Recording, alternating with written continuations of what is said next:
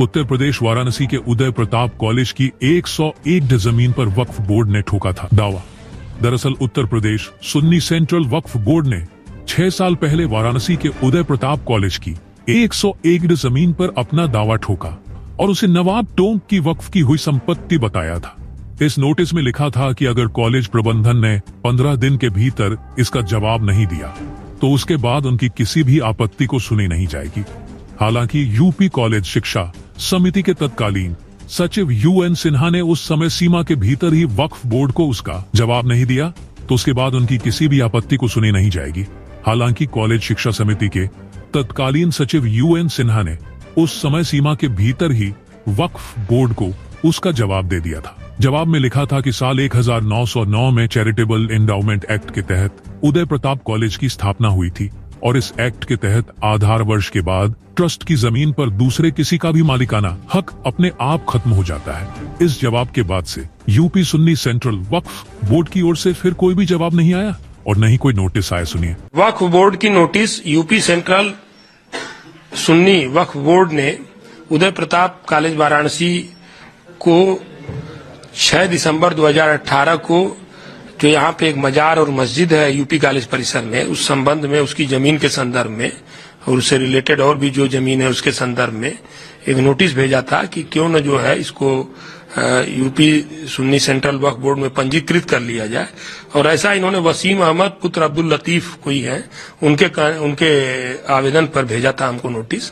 और अगर आप जवाब नहीं देते हैं तो यह जमीन जो है सुन्नी सेंट्रल वक्फ बोर्ड में शामिल कर ली जाएगी।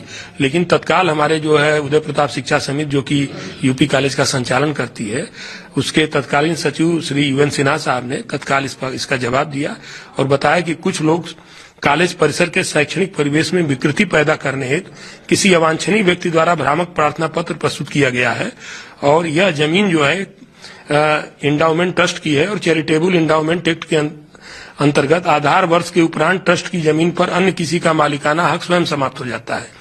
तो इस प्रकार जो है ये मामला जो है यहाँ से लिख के चला गया। उसके बाद कुछ नहीं आया था। बीच में वहां पे ये लोग निर्माण कार्य कराना चाहते थे मस्जिद में और उसको आगे बढ़ाना चाहते थे।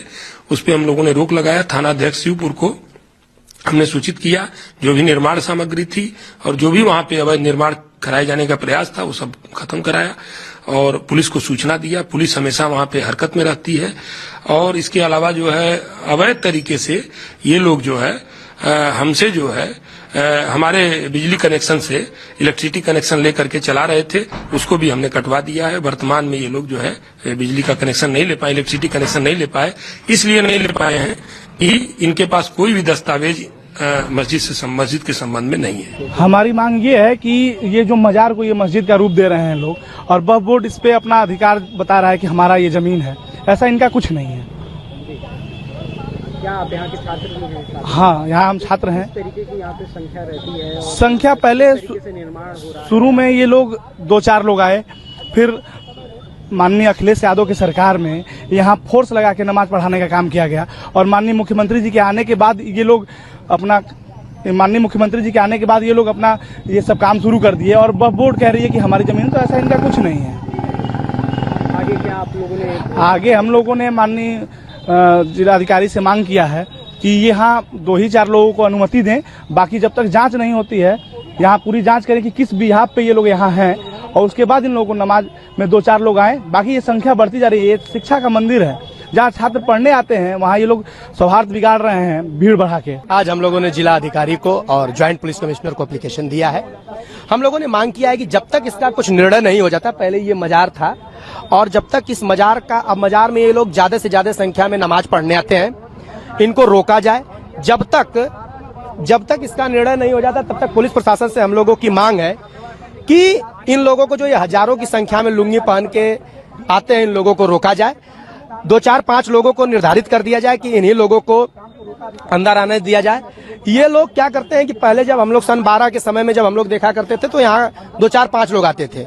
अभी क्या कि लंका से, BHU से, नदेसर से बड़ी संख्या में आके ये लोग यहाँ नमाज पढ़ने का काम करते हैं। तो ये पुलिस प्रशासन और जिला प्रशासन इसको पता करे कि ये है क्या। ये जब जमीन कॉलेज की है तो इसमें इनका है क्या, ये लोग क्यों यहाँ आते हैं पढ़ने इतनी बड़ी संख्या में। जब आज बड़े समय तक नहीं आते हैं, तो पुलिस प्रशासन इसकी जांच करे ना कि जब ये 60 से मस्जिद है तो आप लोग लंबे समय से क्यों नहीं आते हैं, आप ये 5 साल के भीतर क्यों आने का काम किए हैं। तो हम लोगों की मांग है कि जो लोग सामाजिक उन्माद को बिगाड़ने का काम कर रहे हैं उनके खिलाफ कार्रवाई हो।